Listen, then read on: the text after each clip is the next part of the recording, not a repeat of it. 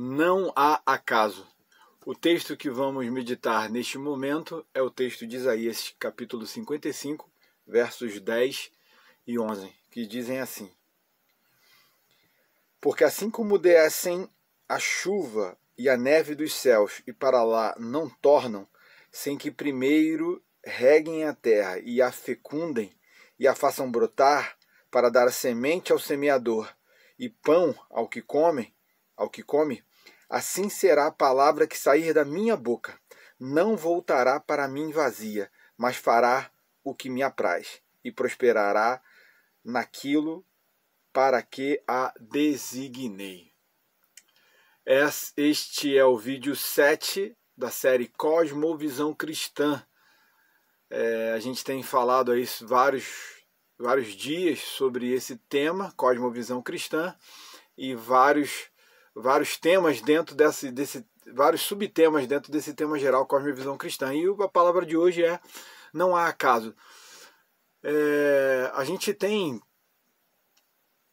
por conta de todo esse sofrimento, às vezes tecido uma interpretação a respeito de Deus e de que como se Deus não tivesse no controle, como se Deus, neste momento, neste tempo que nós estamos vivendo, essa pandemia, nesse tempo que a gente está vivendo uma série de pressões e opressões, a ideia de que Deus de repente deu assim uma tosquenejada, uma cochilada, bateu cabeça, né, que a gente fala, né, brincando, como se Deus estivesse vendo televisão e daqui a pouco ele dá uma dormidinha assim e você perdeu a parte do filme. Deus não faz isso. Aquele que te guarda não dorme, não tosqueneja, né, já não bate cabeça. Então, tudo que está acontecendo não fugiu, não escapou da boa e perfeita vontade de Deus.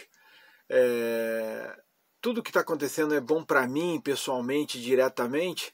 Nem sempre isso me traz alegria, nem tudo que acontece na minha vida me traz alegria. Mas eu preciso entender, a partir de outro texto das Escrituras, esse texto vai afirmar a ideia de que a palavra de Deus não volta vazia, ela sai da boca e faz aquilo que lhe apraz. E outro texto das Escrituras, que está em Romanos 8, 28, que para mim é o texto principal desse momento que a gente está estudando as Escrituras, Romanos 8, 28, vai falar assim: Sabemos que todas as coisas cooperam para o bem daqueles que amam a Deus, daqueles que são chamados segundo o seu propósito. Outra versão fala segundo o seu decreto. Então, o texto está dizendo que todas as coisas contribuem. Na versão revista e corrigida fala: todas as coisas contribuem juntamente.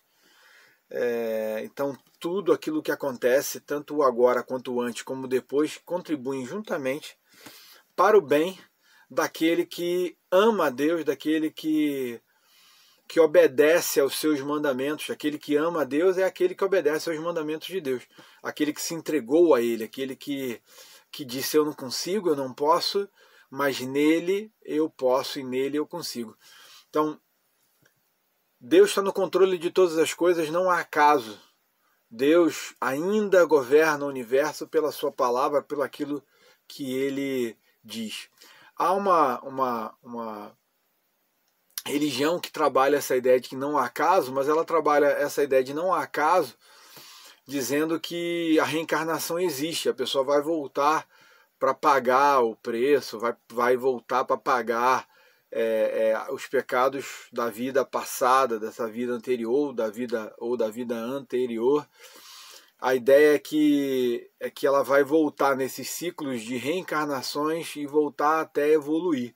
Mas um texto, o terceiro texto desse momento que a gente está estudando, que está em Hebreus, capítulo 9, versículo 27,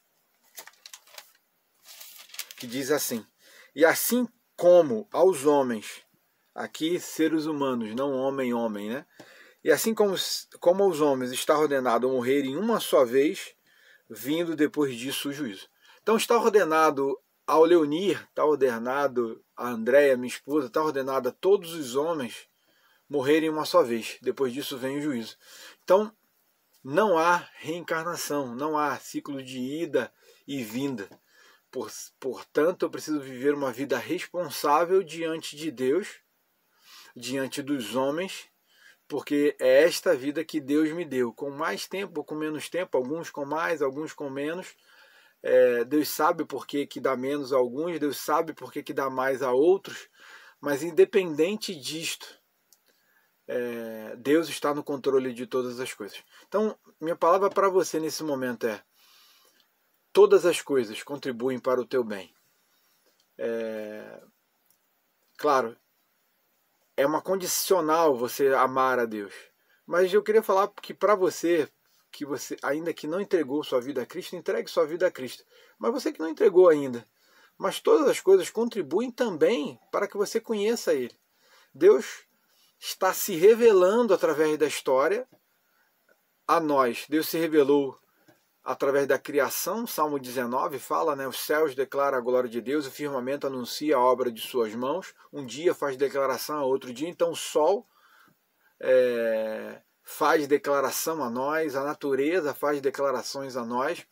Os profetas do Velho Testamento fizeram declarações a nós, e o Filho de Deus, unigênito, fez uma declaração tremenda a nós, vindo ao mundo, morrendo por mim, morrendo por você, morrendo por toda a humanidade, e o sangue de Jesus Cristo, seu Filho, o Filho de Deus, nos purifica de todo o pecado. Então nós em Cristo somos salvos, nós em Cristo podemos ser salvos, nós em Cristo podemos ser purificados dos nossos pecados, e através da história Deus está convidando você, através da história da redenção, a história da salvação de Deus através de Cristo Jesus, através do trabalho do Espírito Santo. Deus está continuamente se revelando, falando conosco e nos mostrando o caminho a Ele. Para quê? Para que você viva uma vida neste tempo, com lutas, com dificuldades, mas que você saiba que Deus está no controle, e que você saiba de que esse tempo é o único tempo que você terá, é o tempo da sua vida. Você precisa de viver de maneira responsável, mas todas as coisas contribuem para o bem daqueles que amam a Deus. Deus está se revelando a nós através da história. Não ignore essa revelação. Não há acaso. Deus está no controle. Eu sou o pastor Leonir, essa é Cosmovisão Cristã de número 7.